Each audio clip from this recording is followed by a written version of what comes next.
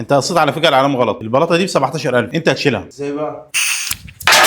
مبدئيا واحنا شغالين في البلاطات الكبيره لازم يكون معانا ترابيزه مجهزه نقطع عليها البلاط. بنعمل ايه بعد ما نفرش الترابيزه؟ بنحط على ظهرها بلاط علشان يكون سناده للبلاطه الكبيره. هنا جبنا بقى السلاب كتر، بدانا ننضفه علشان ما يكونش فيه اي رايش موجود في الموقع. بعد ما حطينا البلاطات على الارض ورسمناها وخدنا مقاساتها بنرفع البلاطه على الترابيزه. بدانا نعلم علامنا عشان نبدا ان احنا نجهز الايه للتقطيع. فرشنا السلاب كتر وظبطنا مقاساتنا، ودلوقتي احنا كده بنقطع بالظبط على الليزر. خلاص حزينا البلاطه، دلوقتي كده بقى بنقص البلاطه من على الجنبين، ودي شفاطات عشان ما ينفعش ان هي تتمسك بالايد. بعد ما قصينا بنقلب البلاطه على ظهرها ونمشط ظهرها ماده سواء بقى طول او عرض. بس احنا عندنا هنا لو مشطنا ظهر البلاطه بالطول او بالعرض نيجي على الحيط ونفرد الماده عكس عشان عمليه التماسك تكون افضل. بدانا ننقل البلاطه، والبلاطات الكبيره دي ما ينفعش واحد فيها يشتغل لوحده، لازم مجموعه عشان هي حملها تقيل وحساسه جدا. هنا خلاص بدانا نركبها على الحيط، بنجيب الشفاطات تاني عشان نمسك بها البلاطه، وهنا بيظبط بقى الايه البلاطه على ميزان الليزر، وهنا شغال بالهزاز عشان يحصل عمليه تماسك ما بين الماده اللي على ظهر البلاطه والماده اللي على الحيط.